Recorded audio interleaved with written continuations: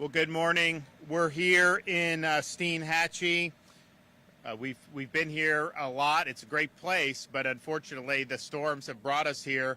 And I remember being here recently for Debbie, which was certainly an event, and then last year for Idalia, which caused significant damage. But this damage is much more extensive. And we are joined here today by Linda Wickers, the owner of Roy's Restaurant. That's behind us, behind the Chick-fil-A truck.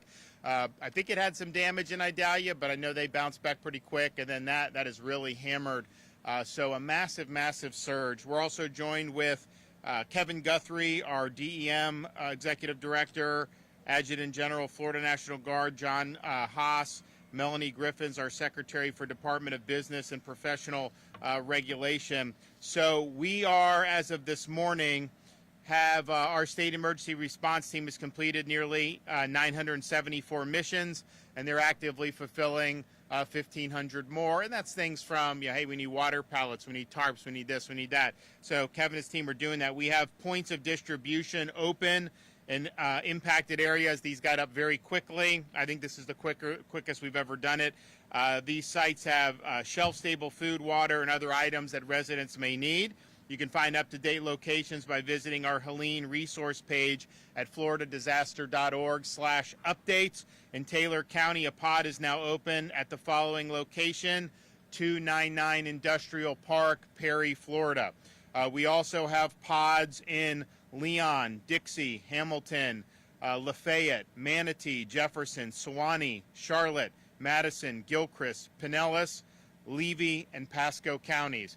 Now, some of those pods are probably more needed in some places than others. In a sense, in some of the rural areas, you may not have access to the stores as easy as some of these other areas. We have some areas where barrier islands got whacked, but once you go inland, all the stores are opened again. So, we're going to be making adjustments accordingly, but we do have the pods, and all the counties in the Big Bend have at least one pod. Power restoration. Power has now been restored to 2.32 million customers since the storm. There are currently 87,000 accounts remaining without power. 25,000 of those are Duke. 55,000 are the co-ops. 3,000 munis, 2,000 FPL. And I think what you're seeing is, particularly in this area, although they have done some restorations in the Big Bend counties, some of them, they had to do the transformers, and so I know they're working hard to get that. Coming down here from the airport, I saw nothing but utility trucks. So these guys are working really hard, and we know how important it is to get the power back on. We worked really hard with the Department of Transportation to clear the roads, and so as of now, we've done, tens of thousands of miles have been cleared. It's really been incredible what they've been able to do. All bridges have been inspected and reviewed. So all state-owned and locally owned bridges, those inspections are complete and they are ready for business. We also have so the infrastructure damage. There's some, but it wasn't like we had with Ian, where you had Causeway knocked out, a massive bridge knocked out in Pine Island. So we did have some. One of the roads was Gulf Drive. It connects it connects Longboat Key all the way up to Anna Maria Island, Sarasota, Bradenton area. Some of that, there was damage to the structure of the road, and then there was like 5 feet of sand that was dumped on the road, so it was impassable. So our folks have been working. They said that it was probably going to take weeks. We immediately got into an emergency posture, began the emergency repairs, and so within 24 hours of starting the job, they had access to Longboat Key restored, so that's a long stretch, and are ahead of schedule on the rest of that. So we look forward to being able to open Gulf Drive entirely ahead of schedule. Taylor County. So we have provided emergency requests, response to emergency requests in the following: 7 truckloads of water, 10 pallets of food, 2 truckloads of MREs, 6 comfort stations, including a shower trailer, bathroom trailer, laundry trailer, a water tanker, Starlink internet, light towers, mobile EOC command unit, generators, a fuel truck for those generators, a forklift, food for the animal shelter, which is very important, medical supplies, 50 radios. We're also currently mobilizing missions to Taylor County to provide large rooftops, traffic message board, additional comfort stations, fuel distribution for Steinhatchee and Horseshoe Beach, and 22 oxygen regulators. So I want to thank Kevin and his team for getting those done very, very quickly. I mean, you know, the reality is, I mean, there's definitely parts of this country you wouldn't have seen that for weeks if a storm like this hit. So thanks for working very hard. Housing. When you have a storm, you know, this magnitude, you had a lot of the homes on the coast, particularly in the Big Bend.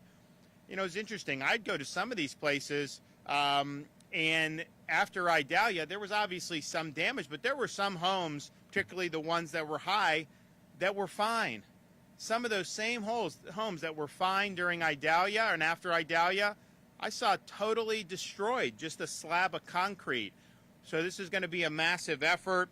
The state's collaborating with county emergency management partners to open recovery shelters throughout the impacted area, so you can be connected to resources and assistant teams to assist with finding solutions to any barriers that may exist. We're also working now with the Department of Emergency Management, and they are working to provide travel trailers for people to live while on their property. So some homes are totally gone, which is obviously a very tragic thing. There's other homes that had major flooding. Maybe they have to muck and gut the interior. You don't want to have to travel an hour and sleep and then come back to work on your homes. They put a travel trailer right there on your property, and you're able to do that. You can work. You have people come in. You supervise that. It's much better. I think people like that better. So we've mobilized hundreds of trailers around the state, and we're willing to get hundreds of more if needed. If you need a travel trailer to be brought to your property, you can go through Hope, Florida. The Hope line is now 24/7, and the number is 833-GET-HOPE, 833-GET-HOPE. You can request a travel trailer, and Hope, Florida will work with Kevin and his team to get that done. We also have Hope buses that are now available for in-person service for communities impacted by the storm. On Saturday, and almost immediately after the storm, we had Hope buses deployed to Taylor and Madison counties, also Pasco and Manatee over the weekend. Now we have 5 Hope buses. Bridge Church in Madison, 9 a.m. to 12. Alton Church of God Family Life Center in Mayo, 12 to 5. Steinhatchee Community Center, 10 to 4. State College of Florida in Bradenton, 12 to 5. James P. Gill's Family YMCA of West Pasco and Trinity, 10 to 2. So if you do go to the Hope, you can call the Hope line too. You don't have to go to the bus, but if you go to the bus, what they will be able to do is link you with resources that are available, not just government resources and not even primarily government resources. We were with Operation Rubicon in Pasco County. Got a lot of need for muck and guts there. They perform those services. There's other services that are available, and we're going to funnel that all through Hope, Florida. So the Hope buses are there, and they'll be coming to other places as well. Our State Housing Initiative partnership, every year we fund this, and it is to help with temporary relocation, rental assistance, debris removal, home repairs. This isn't even necessarily only for storms. This is something we do anyways. If you want to look for SHIP resources, go to floridahousing.org, floridahousing.org. FEMA has granted individual assistance to a number of Florida counties, including Charlotte, Citrus, Dixie, Franklin, Hernando, Hillsborough, Jefferson, Lafayette, Lee, Levy, Madison, Manatee, Pasco, Pinellas, Sarasota, Taylor, and Wakulla counties. We've also been approved for public assistance for those counties and more. And we also have hazard mitigation grant programs. You are eligible, the counties in the state of Florida, to apply for those grants. Now, today, we're pleased to make the following announcement. As you see, there's damage to homes, but also damages to businesses. And so you look at Roy's Restaurant, very important part of the community, very important restaurant here for so many folks. That got hammered by the storm. They're not able to operate out of the restaurant right now, and they're going to need major rebuilding. And Linda Wicker, the owner, has vowed to rebuild. But in the meantime, they wanted to try to figure out what options they have to be able to stay afloat. So they wanted to utilize a food truck that's been donated to them to be able to host restaurant operations from that site. I know a lot of people will rally. I know a lot of our first responders and will eat there. They'll spend a lot of money there, so it could be very good. But you have bureaucracy. And so the bureaucracy was saying, well, we don't know. That's not the way to do it. And my message is I don't have time for bureaucracy. We don't have time for red tape. So we are here to announce that I've directed the Department of Business and Professional Regulation to issue an emergency order so that businesses like Roy's that were devastated in Hurricane Helene and want to be creative can stay in business. DBPR's emergency order will allow Roy's food truck to quickly begin serving food and drinks to patrons while they're rebuilding their standing restaurant. We want businesses to be able to return to normal operations as soon as possible, but in the meantime, we want them to be able to stay in business and for patrons to be able to get back to a normal life as quickly as possible. So this executive order gets government out of the way and allows people to get the job done.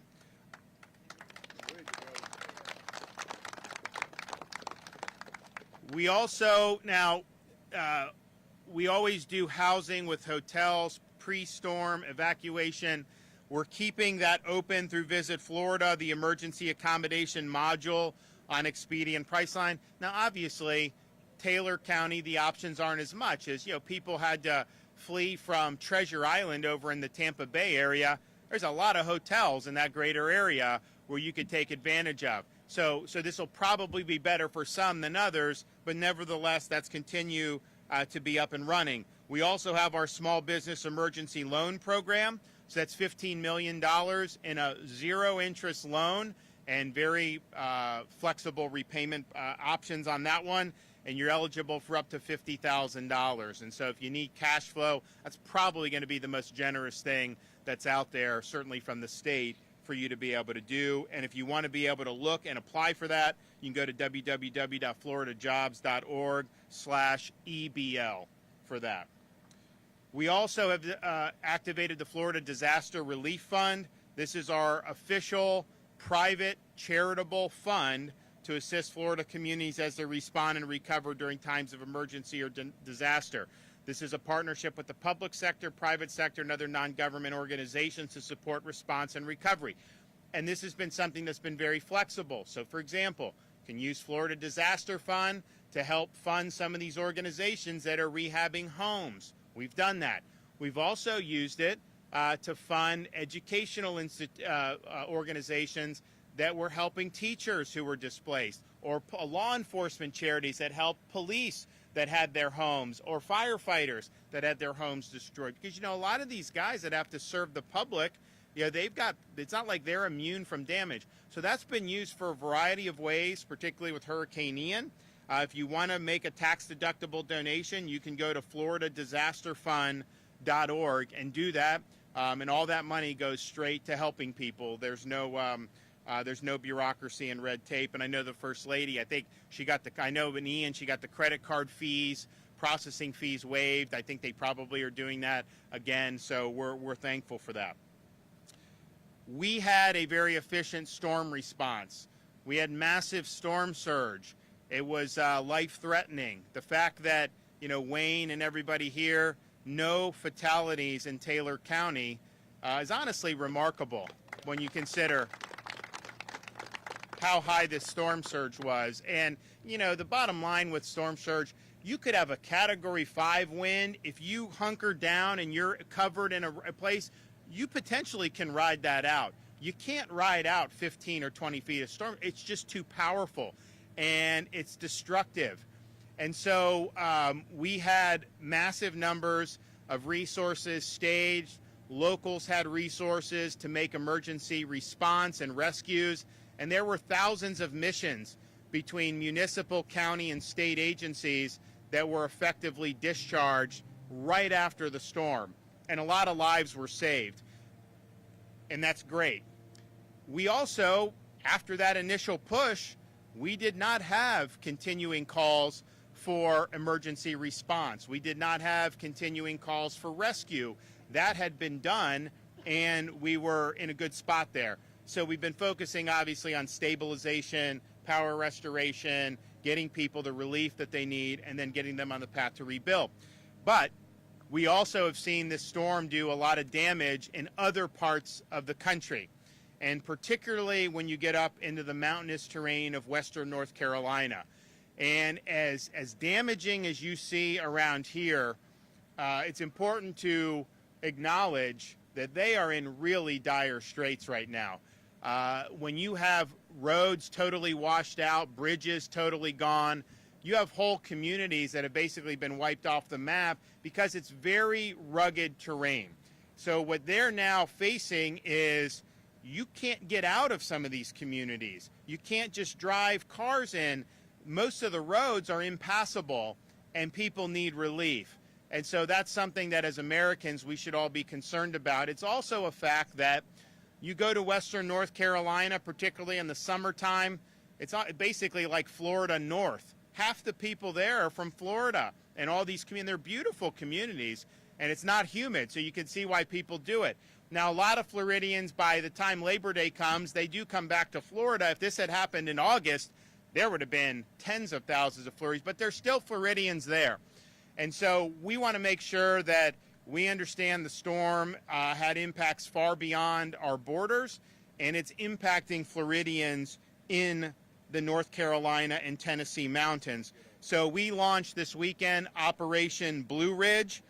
This is a multi-state agency response, including the Division of Emergency Management, our Florida State Guard, our Florida National Guard, our Department of Transportation, our Fish and Wildlife Commission, and Florida Law Enforcement Coordination Task Force to go up and to effectuate rescues of people who are not able to get out of those areas. And what's going to happen is they don't have a lot of power to restore that. I don't know how they're going to do.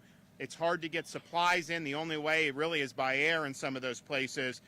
And so just like we did when October 7th happened and Floridians were caught up in the Israel-Hamas war, just like we did when Haiti started going even more haywire than normal, we authorized rescue missions to be able to bring people back to the state of Florida. So we are doing that now in the state of North Carolina.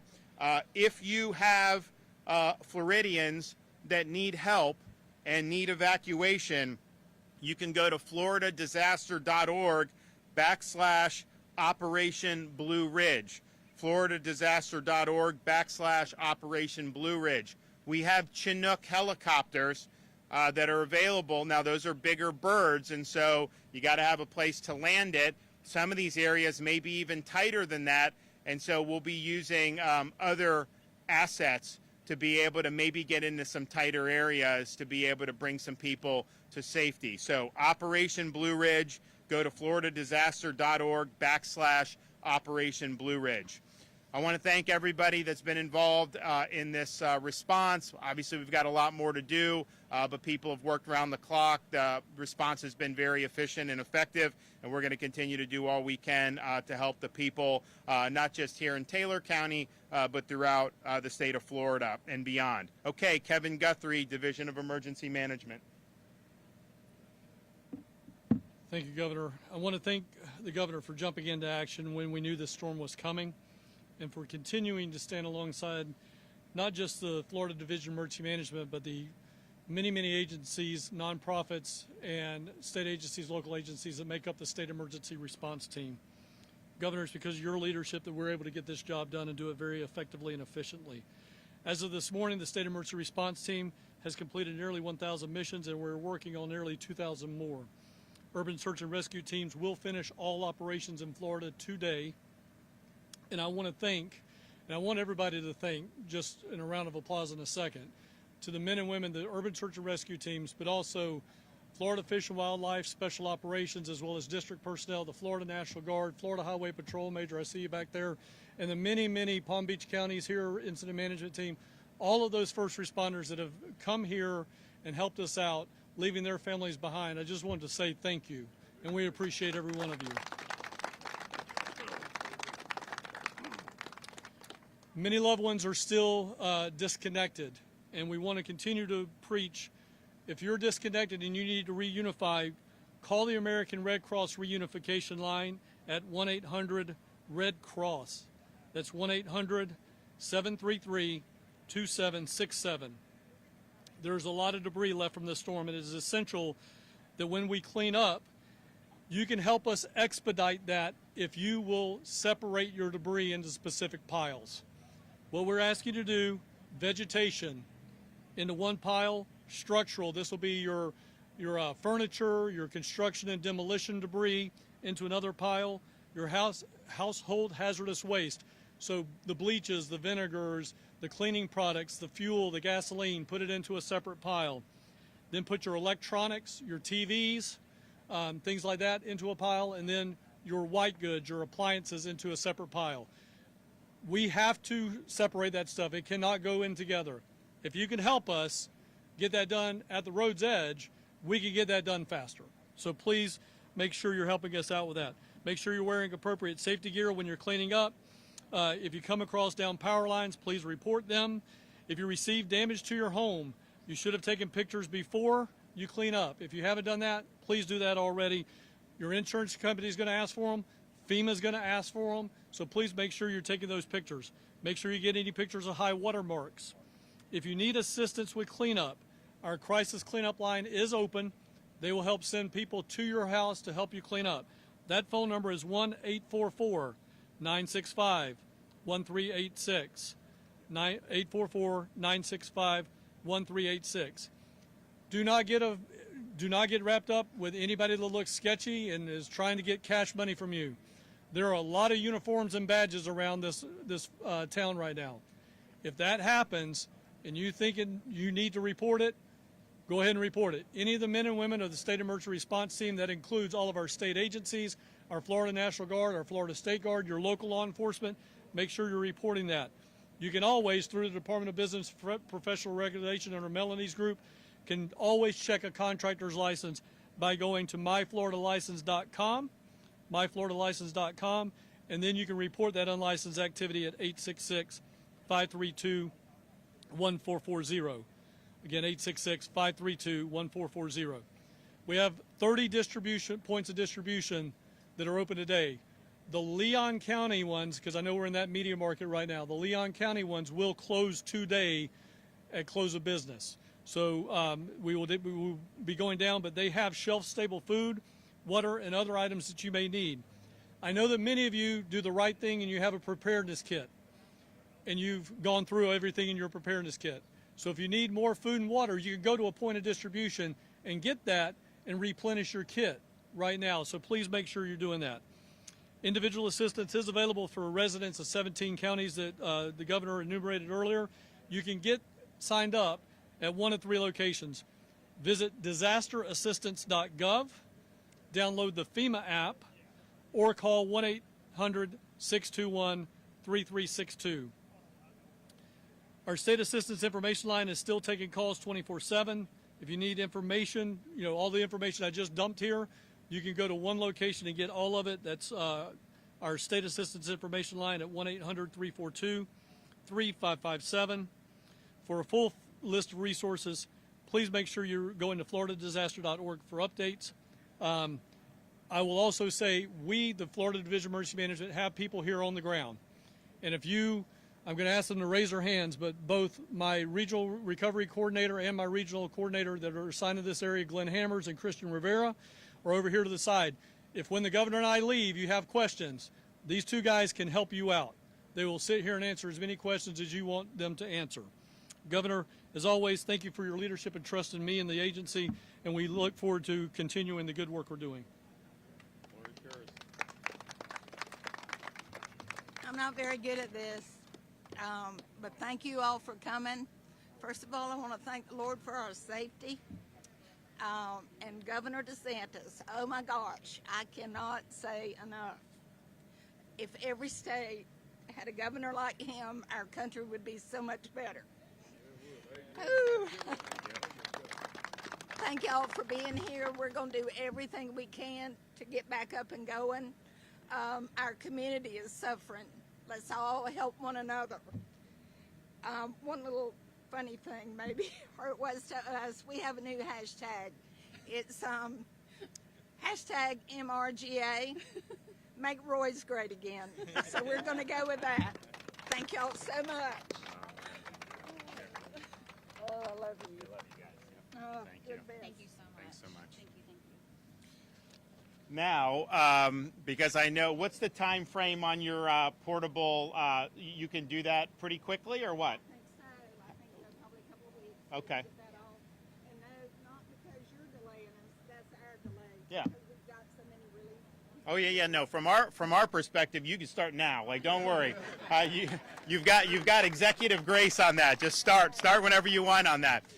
We are going to be serving. We got Chick-fil-A here. They're going to be serving hot meals for people. So we're going to go in there and serve some of those. So if you all want some Chick-fil-A, then I definitely suggest you get in line. I mean, like, you go to almost any Chick-fil-A in Florida, there's like a line of cars that stretches a mile wide.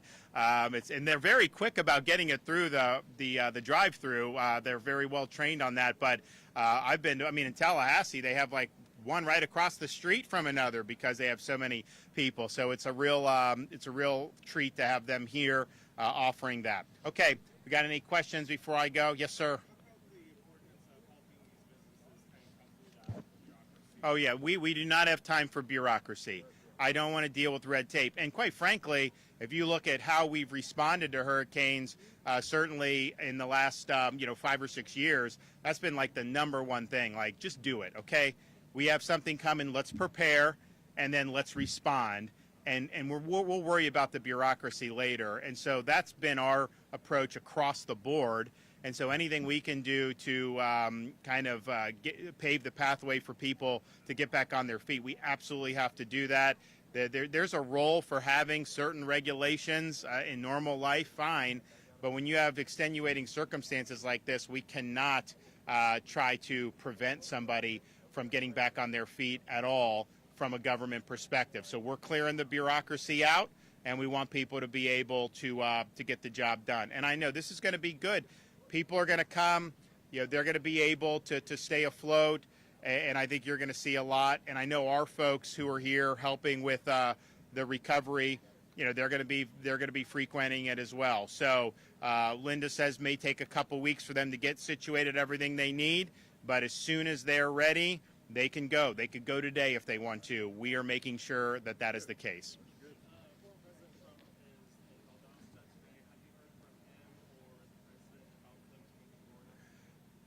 I was in the air when President Joe Biden called, so I wasn't able to talk to him yesterday.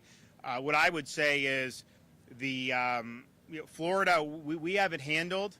We got approved for the individual assistance things we've wanted. We have what we need. Now, obviously, there may be additional things that we'll ask for in the future. It depends on how things shake out. But I think most of the effort should be in Western North Carolina right now because you still have active rescues that need to take place. I mean, just think about, it's almost like if this area were totally cut off and every road was destroyed and all this, but you can still get places by boat. There, you can't do that. You're in, and I just think they should really, the federal government should focus on that. We're running rescue flights. We're happy to do it, but I know the federal government has more assets than the state of Florida has, so there should not be anybody left behind in those communities. Clearly, Florida residents who are still there, most of them stay, if they stay 6 months or less than 6 months, usually by October, mid-October is when they start coming back. So a lot of them would want to come back anyways. So we have our Operation Blue Ridge. We are going to be doing that. We're going to be bringing people to safety. If we have a smaller bird, you may not be able to take as many people. The Chinook, what is that, 40 packs we can do? We could do 40 packs on a Chinook helicopter. So that may be just like maybe one whole neighborhood in these areas. And I know there's a lot of Floridians that go up there, but there's probably a lot of Floridians that have never been to those mountains. And what I will tell you is it's very pretty. It's very refreshing because there's no humidity, but it is very ragged. I mean, they build these roads, and, it is not necessarily easy to get around all the time. It's not well lit all the time. You know, it's just a different lifestyle. And so when you have something like this happen, to sever the roads and the bridges and a lot of the things that happen, I mean, basically, I don't think they have any major way to even get out of a lot of those Western North Carolina places right now. That's going to require us doing the air mission. So that's why we're doing it. And I know, Kevin, we've had people sign up already. Sure. Yeah, so Kevin and his team are doing that. And, you know, you're going to see people be brought back on our mission very, very shortly. And we're happy to do it. I mean, look, if we can bring people back from Israel by the hundreds when Hamas is raining rockets down, you know, we should be able to get some helos into the Blue Ridge Mountains and get people out of there. But, yeah, I think that just from a response perspective, this here is very important. We're going to be there, but they didn't have any fatalities. I think in North Carolina, whatever fatalities have been reported, I think that's probably just scratching the surface of what's possible if we don't get people in there and get them out to safety. And if you think about it, you know, it's like you could throw me there for 5 days, whatever, food and water, but you have like a child with special needs, you have a senior that is power dependent, you have this stuff, you run out of time very quickly.